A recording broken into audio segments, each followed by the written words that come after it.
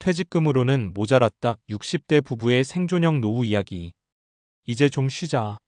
30년 넘게 다니던 회사를 그만두던 날, 박진수 씨 65는 그렇게 말했다. 그동안 퇴직금이란 단어는 마치 인생 2막의 티켓 같았다. 하지만 현실은 달랐다. 은행에 입금된 퇴직금을 보며 한숨이 나왔다. 30년간 일한 대가로 받은 돈이었지만 서울의 전셋값 절반에도 못 미쳤다. 게다가 요즘 물가는 하루가 다르게 오르고 병원비며 보험료, 자녀 결혼 자금까지 돈이 새어나가는 구멍이 너무 많았다. 그때 깨달았다. 퇴직금은 노후의 보너스가 아니라 생존 자금이었구나. 1. 은퇴 준비라는 말이 너무 늦게 들렸다. 많은 사람들이 이렇게 말한다. 노후 준비는 아직 멀었어. 애들 대학 졸업하면 생각하지 뭐. 하지만 은퇴는 생각보다 훨씬 갑자기 찾아온다. 박진수 씨처럼 회사 구조조정이나 건강 문제로 예상보다 일찍 퇴직하는 경우가 많다. 국민연금은 만 63세 이후부터 나오지만 50대 후반부터 소득이 끊기는 공백기가 생긴다. 이 시기가 길수록 퇴직금은 빠르게 줄어든다. 실제 통계청 자료를 보면 한국 60대 부부의 평균 생활비는 월 270만 원 정도다. 그런데 국민연금 수령액은 부부 합쳐도 평균 150만 원 수준이다. 부족한 120만 원을 어디서 채워야 할까? 이게 바로 생존형 노후의 시작이다. 하고 싶은 일을 찾기 전에 살기 위한 일을 먼저 찾아야 하는 현실 말이다. 2. 사례 마트 계산대 아르바이트로 다시 선 안에. 퇴직 후 1년은 버틸만 했다. 그동안 모아둔 돈으로 여행도 가고 여유롭게 지냈다. 하지만 1년이 지나자 잔고가 눈에 띄게 줄었다. 그때 아내가 먼저 말했다.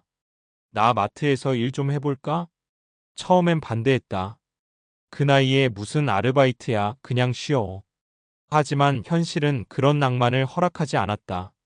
아내는 오전엔 마트 계산대에서 오후엔 동네 반찬 가게에서 일했다.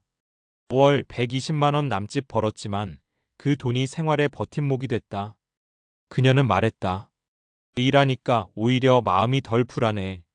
집에 있으면 돈 생각만 나거든. 이 사례는 많은 60대 여성들에게 익숙한 모습이다. 노후의 핵심은 얼마를 모았느냐보다 얼마를 벌 수 있느냐로 바뀌고 있다. 3. 사례 퇴직 후 다시 배달 오토바이를 잡은 남편. 박진수 씨의 친구 김정호 씨 63는 은퇴 후 6개월 만에 다시 오토바이를 탔다. 젊은 시절 잠깐 배달 일을 해봤던 그에게 익숙한 일이었지만 이번엔 생계형이었다. 하루 8시간 점심 저녁 피크타임에 집중해서 배달을 했다. 하루에 78만 원은 벌 수 있더라고. 몸은 힘들지만 그냥 앉아 있는 것보다 낫지. 그의 수입은 월 180만 원 정도였다. 퇴직금으로 만든 작은 가게는 금세 문 닫았고 국민연금은 아직 시작도 안 됐다. 그는 말했다. 젊을 땐 퇴직하면 골프나 치면서 살 줄 알았지. 근데 현실은 배달통을 다시 매는 거야. 노후의 노동이 선택이 아니라 필수가 되는 시대. 이건 개인의 문제가 아니라 우리 사회 전체의 구조적인 문제다. 평균 수명은 늘었지만 그만큼 은퇴 이후 생계 기간도 길어진 것이다. 4. 사례 작은 카페로 인생 2막을 연 부부. 물론 모든 부부가 비관적인 건 아니다. 성미자 C62 부부는 은퇴 전부터 계획적으로 준비했다. 10년 전부터 노후를 위한 작은 창업 계획을 세워두었던 것. 퇴직금을 전부 쓰지 않고 절반은 창업 자금으로 나머지는 예비비로 남겨뒀다. 그들은 동네 주택가 골목에 10평 남짓한 작은 카페를 열었다. 처음엔 손님도 없었어요. 근데 꾸준히 단골이 생기더라고요. 지금은 월 200만 원 안팎의 순이익이 나온다. 무엇보다 둘이 함께 일하며 일상이 생겼다는 점이 가장 좋다고 했다. 돈을 번다기보다 생활의 리듬을 찾은 거죠. 성미자 씨 부부의 공통점은 일찍 시작했다는 것이다. 50대 초반부터 배우자와 노후 계획을 함께 세웠고 은퇴 전부터 가게 운영, 회계, 고객 응대 등을 미리 연습했다. 결국 준비된 은퇴는 불안보다 자립을 만들어낸다. 5. 우리가 놓치고 있는 것들. 노후는 단순히 돈의 문제가 아니다. 시간을 어떻게 쓸지, 일을 어떻게 이어갈지의 문제다. 퇴직 전 10년이 노후를 결정한다. 이 시기엔 돈을 모으는 것도 중요하지만 돈이 들어올 구조를 만들어야 한다. 작은 부업, 기술 습득, 자격증, 온라인 창업 등 일할 수 있는 엔진을 준비해야 한다. 퇴직금은 종착점이 아니라 시동자금이다. 많은 사람들이 퇴직금을 한 번에 써버린다. 전세 보증금, 자녀 결혼 비용, 빚 갚기 등으로 사라진다. 하지만 일부라도 노후 현금 흐름을 만드는 데 써야 한다. 예를 들어 소형 임대, 배달용 전기자전거, 온라인 쇼핑몰 등 작게라도 수입이 생기면 그것이 심리적 안전망이 된다. 일할 수 있는 건강이 최고의 자산이다. 60대 이후에는 돈보다 중요한 게 체력이다. 꾸준한 운동, 건강검진, 식습관 관리가 곧 소득 유지 능력이다. 6. 생존형 노후에서 자립형 노후로. 요즘 생존형 노후라는 말이 생겼다. 퇴직금도 연금도 부족해서 어쩔 수 없이 일해야 하는 사람들을 일컫는다. 하지만 시선을 조금만 바꾸면 자립형 노후로 바꿀 수 있다.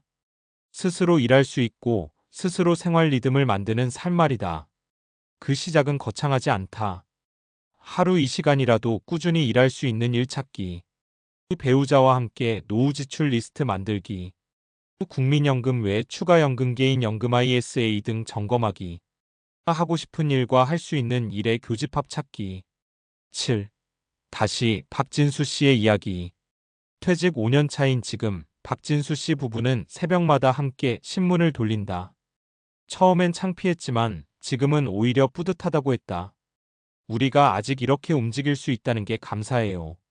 매일 해 뜰 때 걷고 하루가 시작되는 느낌이 참 좋아요.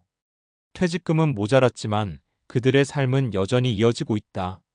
그들은 생존을 넘어 생활을 다시 만들어가고 있다. 마무리하며 우리는 너무 오랫동안 퇴직금을 인생의 완주상처럼 여겨왔다.